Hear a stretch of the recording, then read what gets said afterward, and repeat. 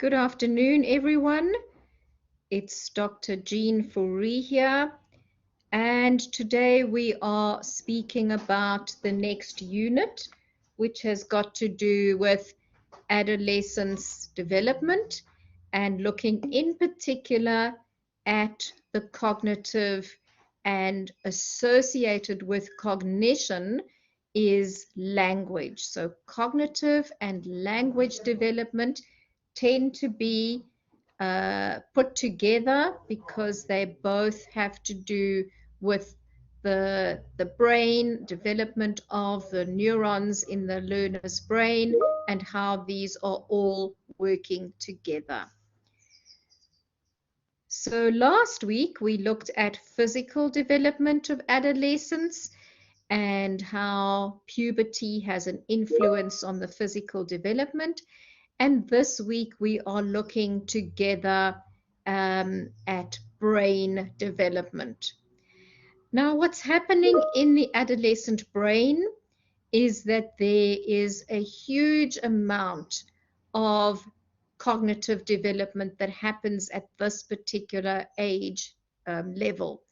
So from childhood to the person becoming an adult till their early 20s, the networks, the neural networks in a child's brain are being strengthened, and there is a lot of development happening with regards to how these synaptic connections are made, and the brain is actually considered to be remodeled to a certain extent.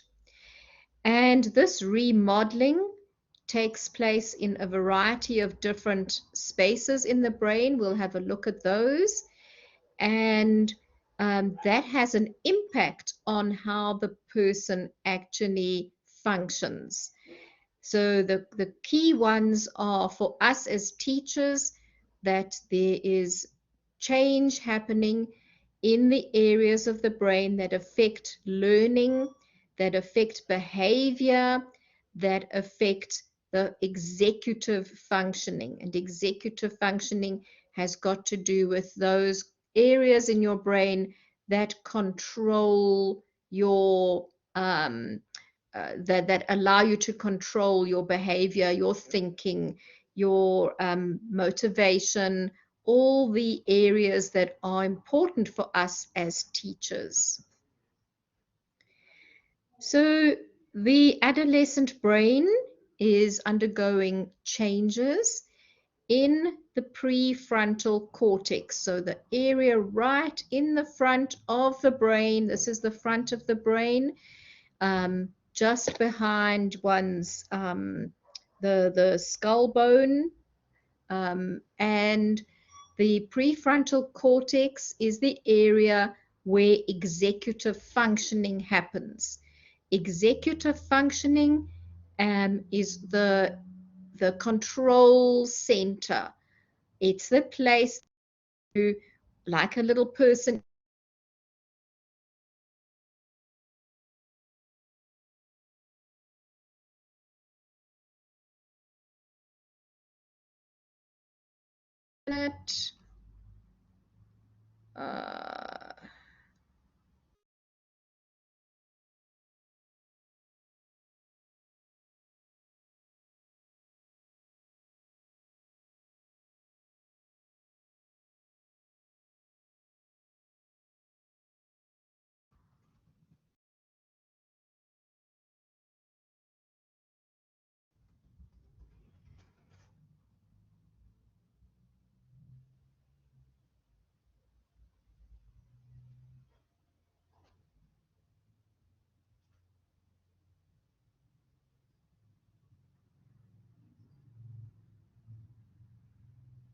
sorry about that. Seems like my connection is erratic today, so I just lost connection there with you for a little while. We were talking about the adolescent brain and the areas in this brain that are developing and have an impact on the thinking and the learning processes. So the prefrontal cortex is where executive functioning is happening.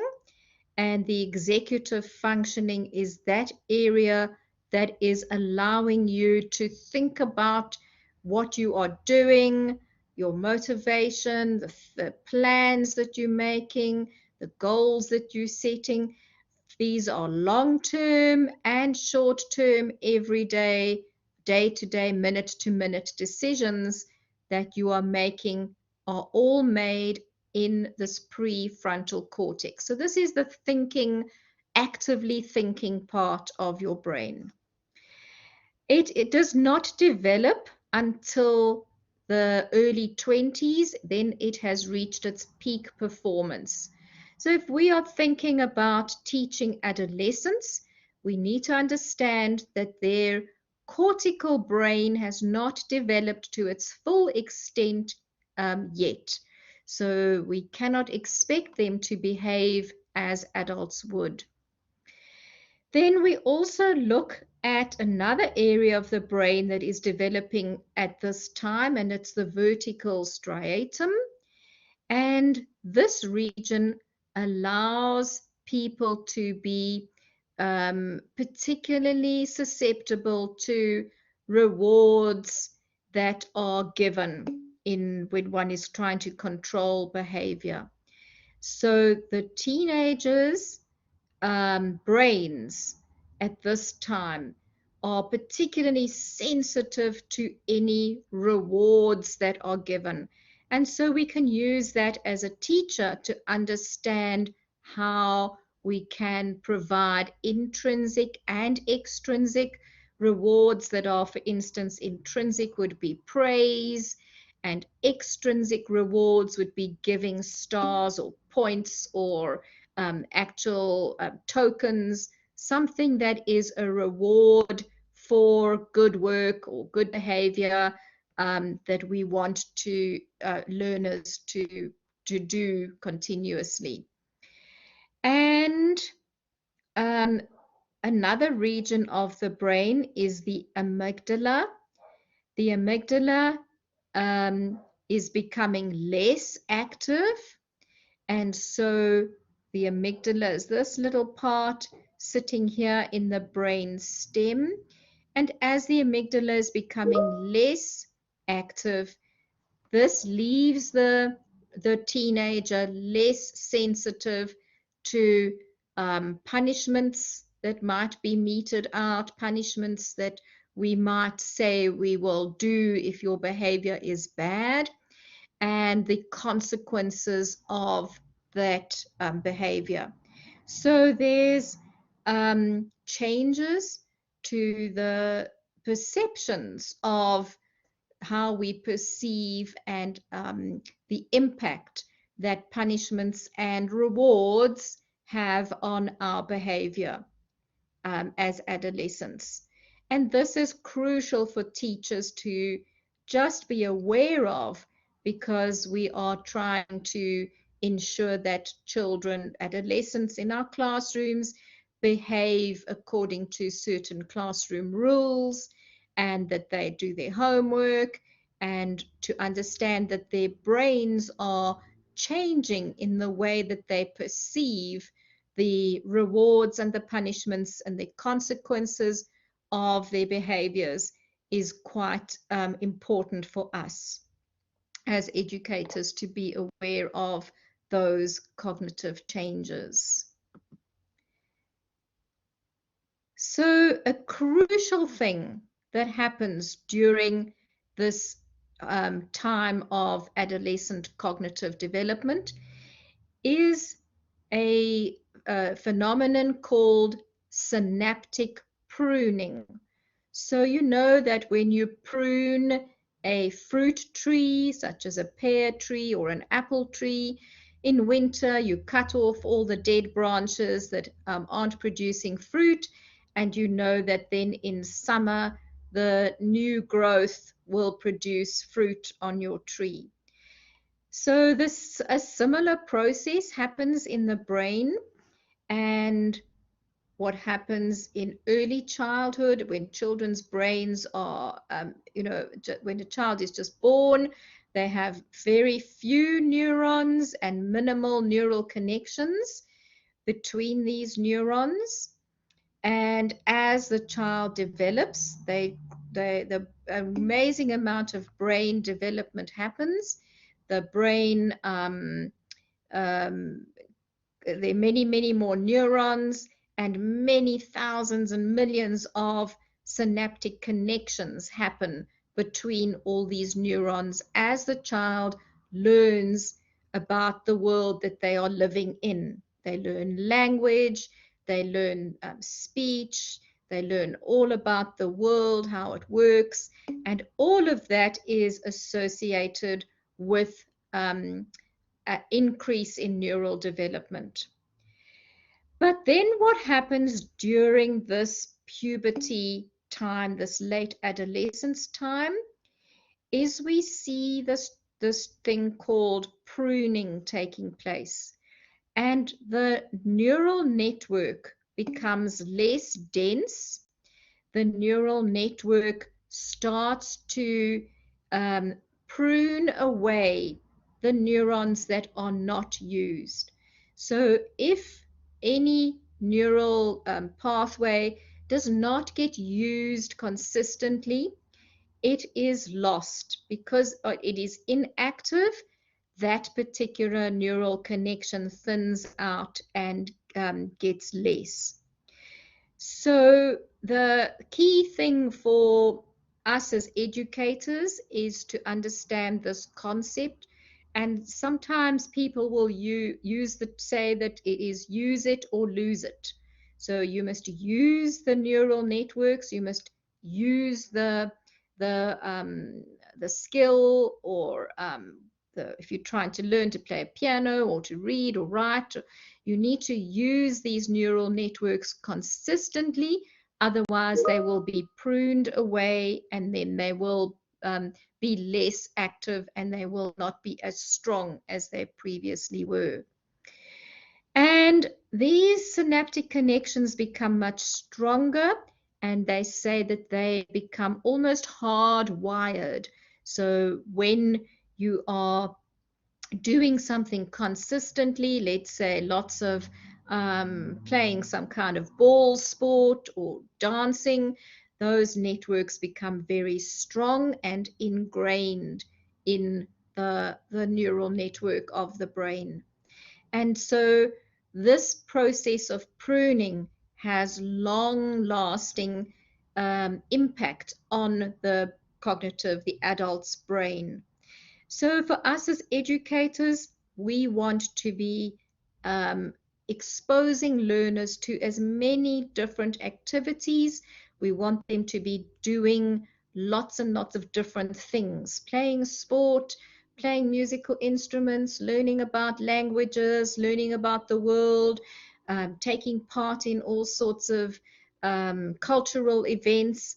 The more skills that we are doing, for instance, learning to ride a bicycle or learning to drive a car, these things will, these networks will build strong and they will not be lost. So we know that pruning takes place of any neural synapses that are not being used, that are inactive, and we want to keep those as active as we can, and so we want them to remain as part of the adolescence, um, the architectural structure of the adolescent's brain. So please go and understand the concept of synaptic pruning. It has a huge impact on teachers who are teaching adolescents. Another key process that is happening at this time of growth is myelination. And this is a process. Here is a picture of a neuron and the axon, which is this neural path over here that goes from the body of the neuron along to the ends of that neural network.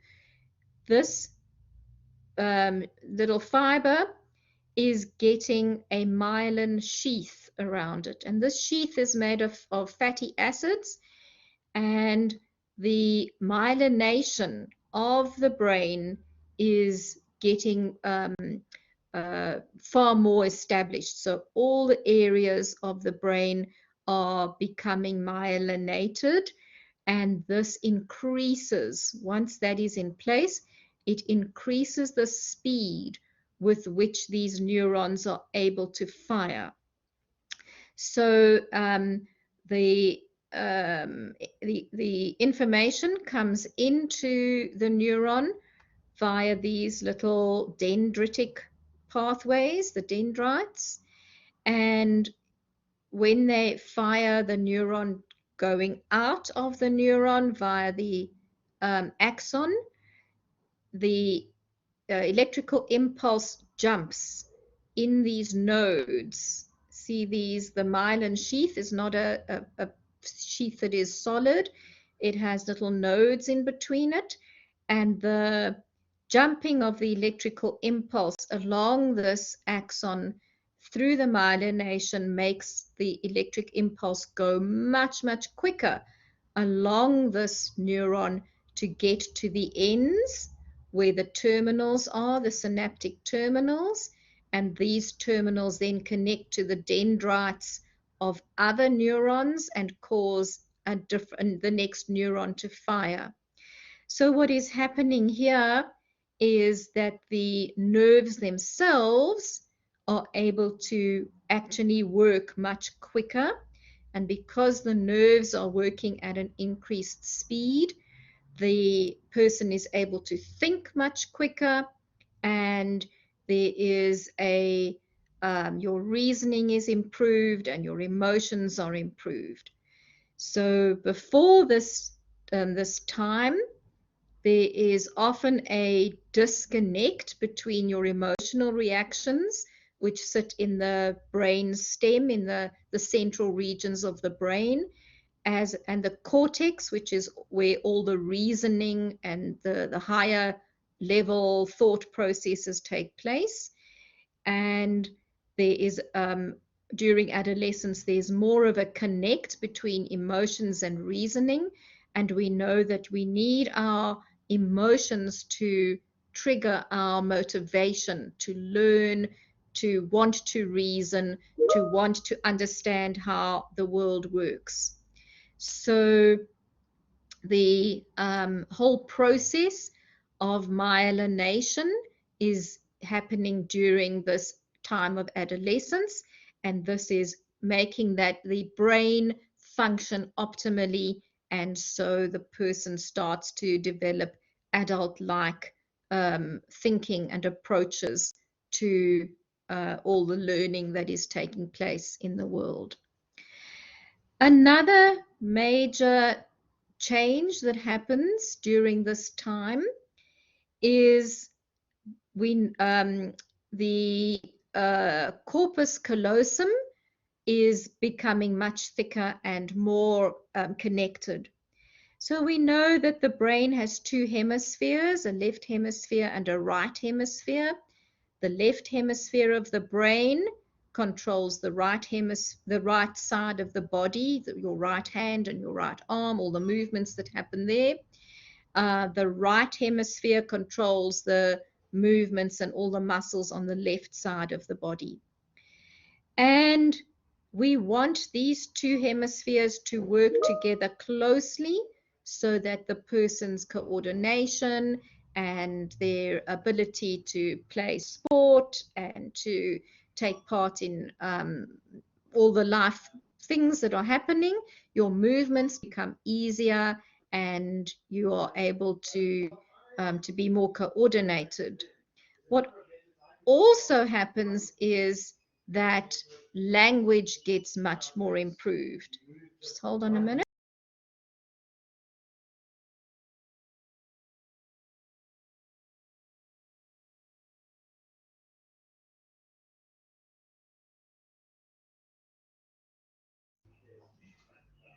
Sorry for that interruption.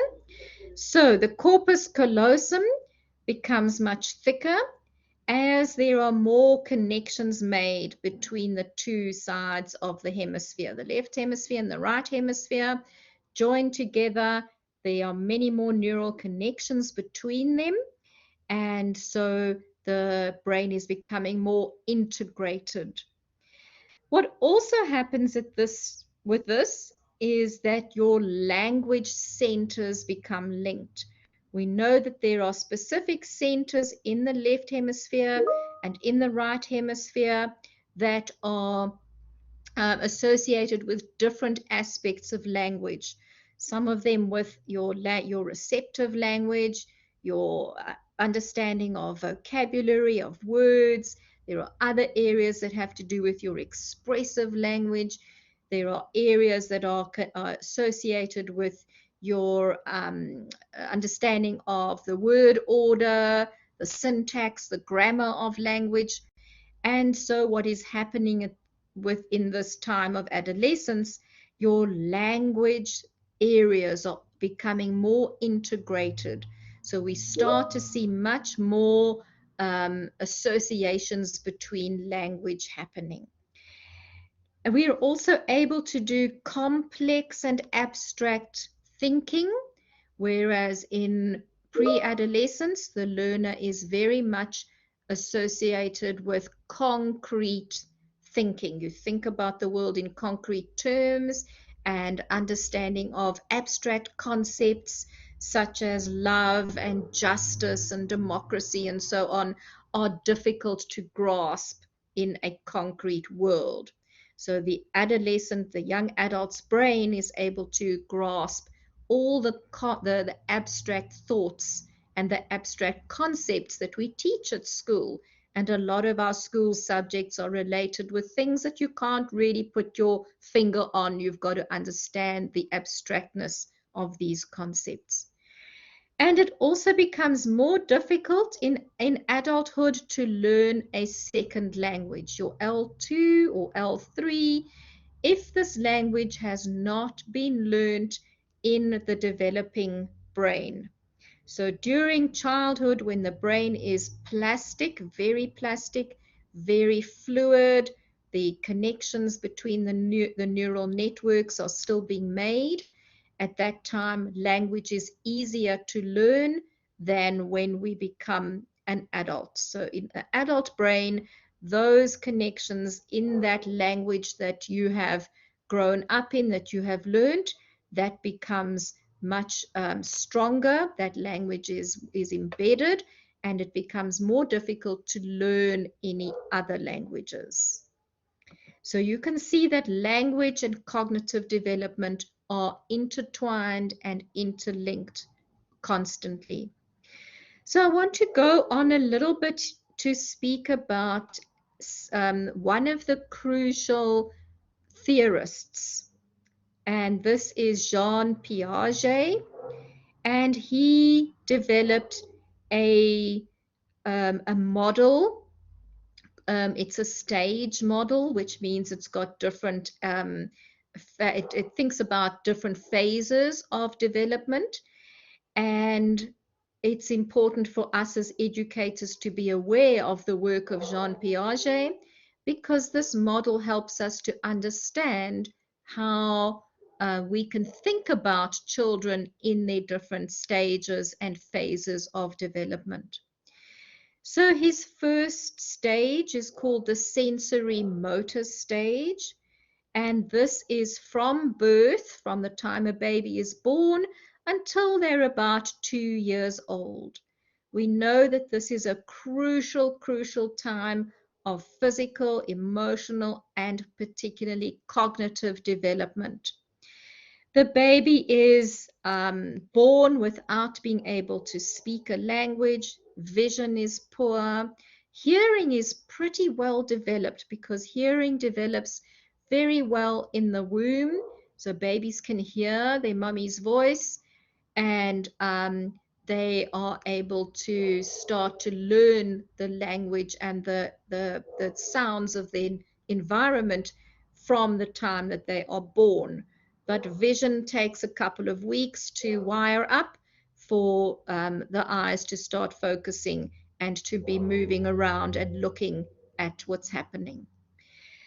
But language is a crucial thing that starts to happen at this stage. The child is learning, he's hearing the language of the people around them, and those neural networks are starting to form an understanding of the phonemes, the sounds, the words, the grammar in the child's language. So the senses are being hardwired to the motor neurons. So it's called the sensory motor stage because it's the time when vision, hearing, and touch, taste, all the senses are getting wired to the movement.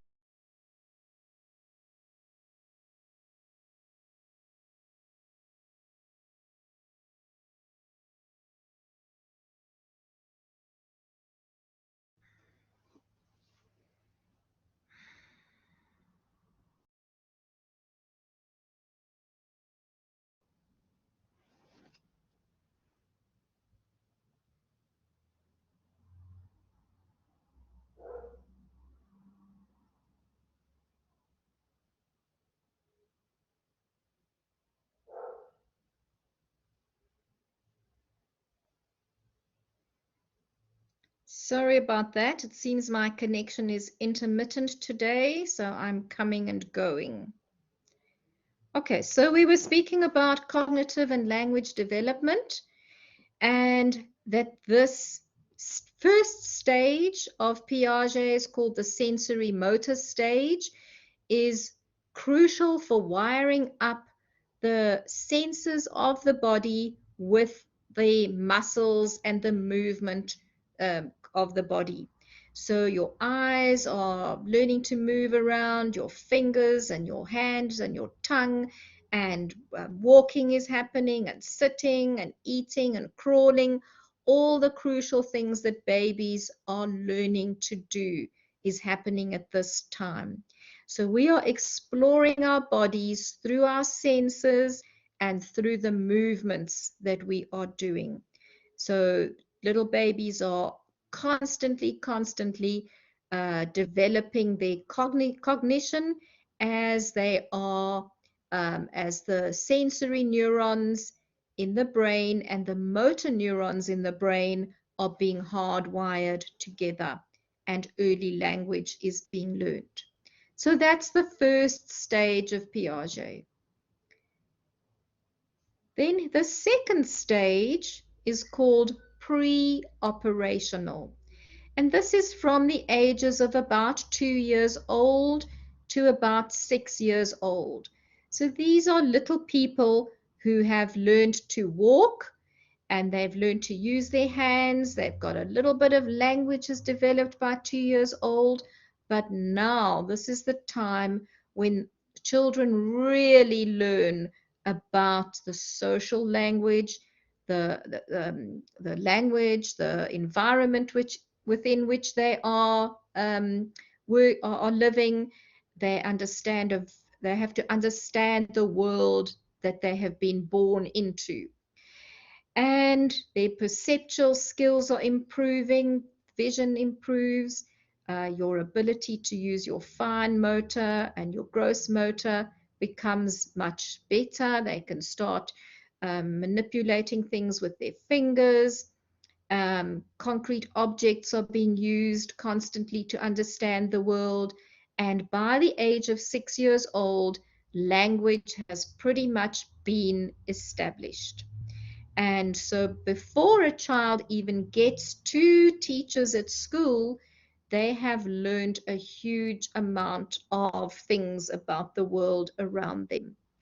And the, the thing about Piaget with regards to cognition is that thinking becomes more logical. So children will understand cause and effect. If I drop something off the table, it will fall down and it will break. So they start to understand how the world around them works, and how to manipulate objects, and how to use things in their world.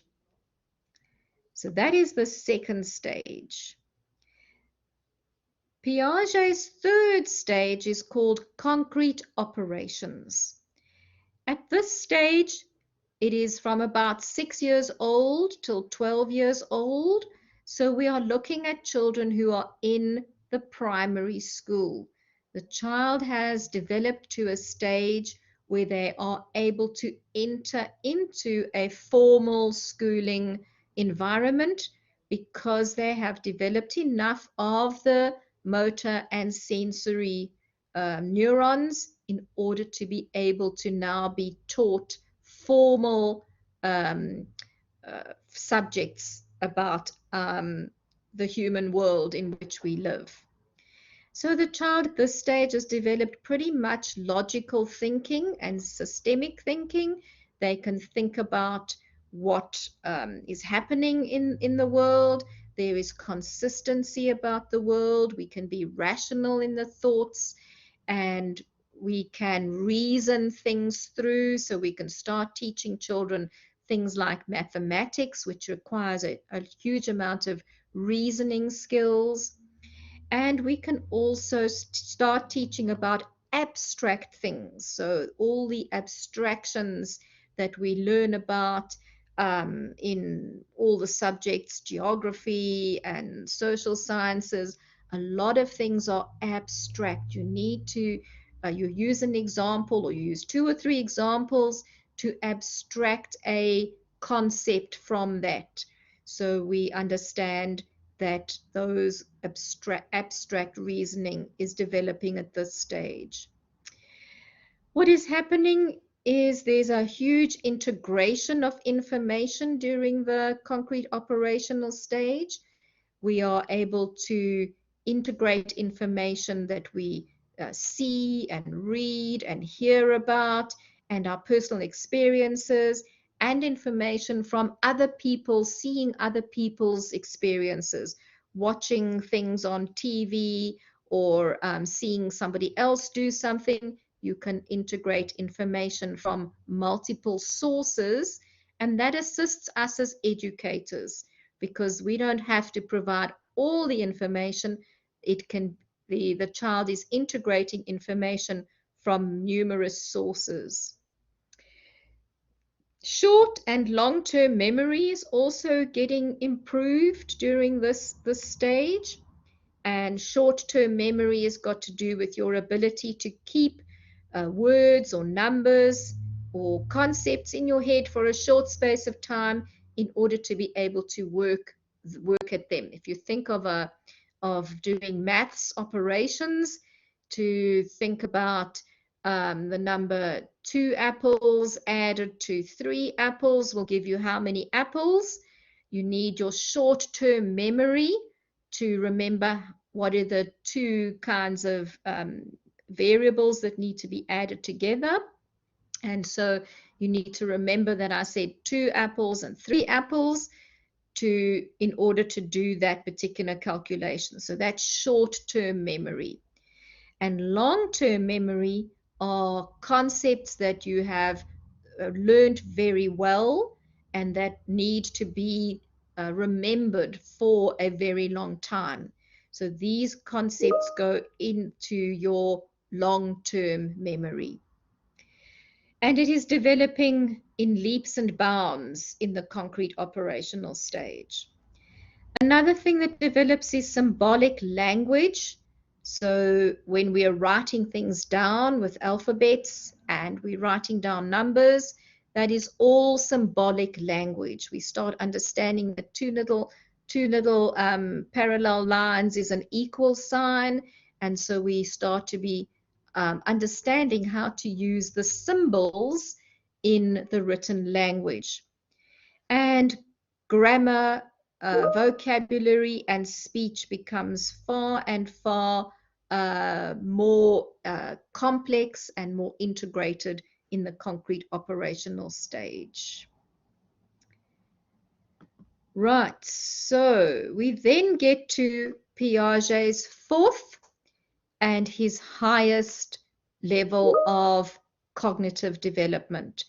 And this is called formal operations.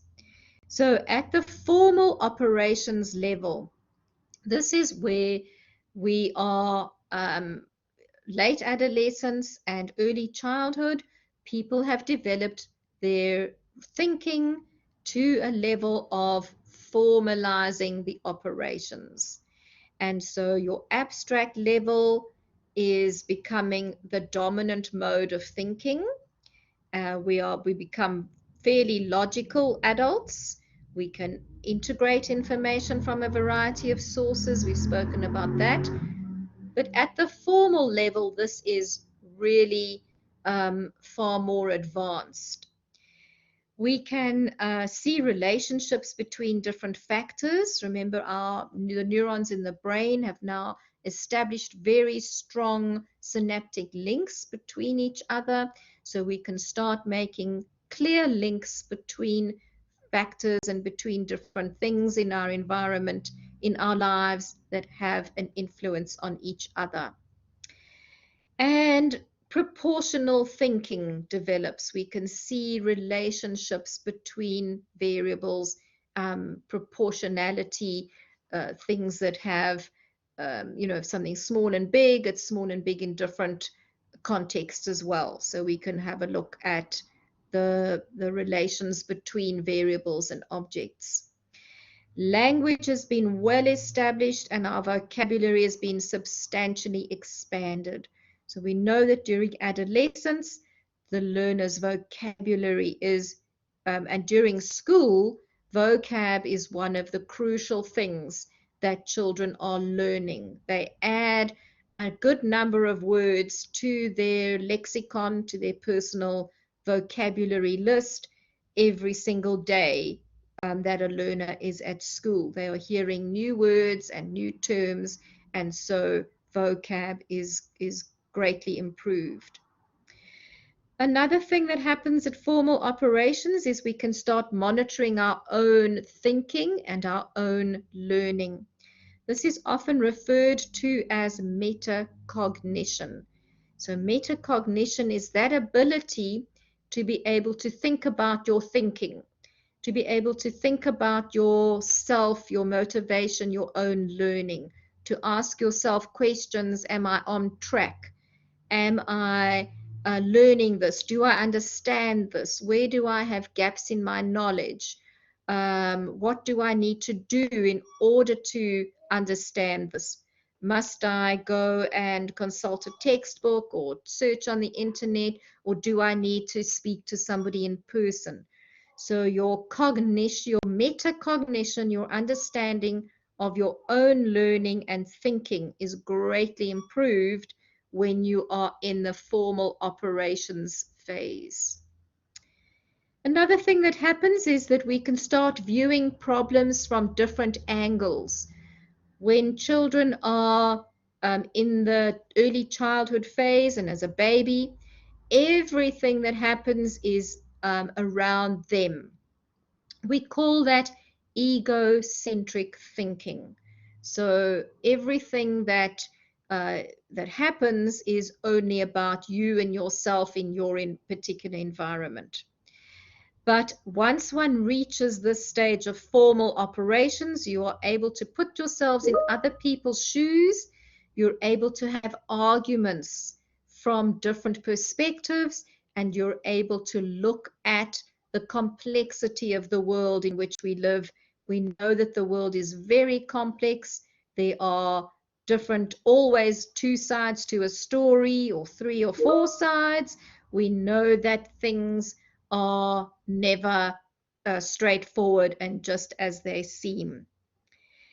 And we've spoken about logical deductions and logical thinking.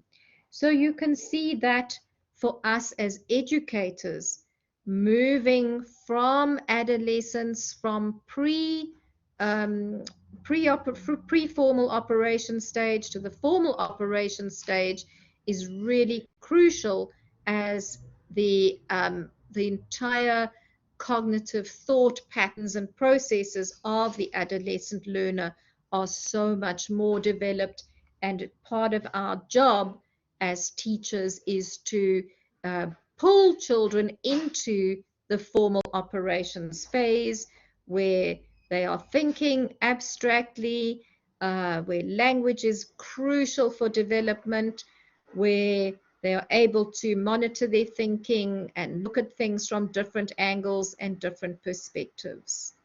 So formal operations is where we are moving as teachers of secondary school learners. So I've given some strategies for how we can promote cognitive and language development. And as educators, we should understand something about how thought and cognition and brains develop in learners. We should take a little bit of time to be cognizant of the learner's level of language and cognitive development. Where are they situated in these phases of development? And we know that brains learn best when they feel safe. So our classrooms should always be places where learners can explore, can voice their opinions, can learn about rules, can learn about punishment and behavior in respectful ways. And we understand that language is the crucial thing that we are teaching as educators. We are developing all sorts of language in all different spheres of subjects as we are teaching in our classrooms every single day. Encourage learners to learn challenging information. We want learners to be exposed to new and novel and different things, because the more that the brain is exposed to, the more the learner will develop language, the more neural paths will form, and the better their brain development will be. Providing lots of opportunities for abstract problem solving, and this happens a lot at school, and one wants the learners to work through the problems, not just to provide answers to things. We have to live in a world where we are able to solve our own problems and the bigger problems that the world faces. Allow many opportunities for learners and adolescents to express themselves and their opinions, and we need to be good role models in this aspect. So we role model how to give different opinions and how to have your say in polite ways, so that we don't hurt other people, but yet we are voicing what it is that we are thinking about. And we know there's a very strong link between being able to say something, verbalize it, express it, and your thinking processes. So as you speak something, often that is assisting with the reasoning and the thinking through of things. So I often think that we don't allow our children enough time for them to speak and reason through their own thought processes at school. Often children are just hearing the teacher's voice far too much, without being able to express their own ways that they're thinking through problems and expressing their opinions. And providing a variety of learning activities. Schools are very good at this in general. We have lots and lots of cultural, sporting, different subjects, and the more variety that children are exposed to during adolescence, the better, because then those neural pathways will be well formed, they will become strong, and there will be only pruning of the neural networks that the brain does not need. So to understand all those key concepts is important for us as educators in modern schools. So thank you very much for listening to me with this regard. I'm not sure that everything has recorded. I will go and check. There might be multiple recordings of this lecture because I was coming and going. So you might find that there's different parts to this recording rather than one recording, but I will check on that. Okay, so I'm going to stop the recording there and go back to the chat and see if we can, if there are any issues and things we can talk about.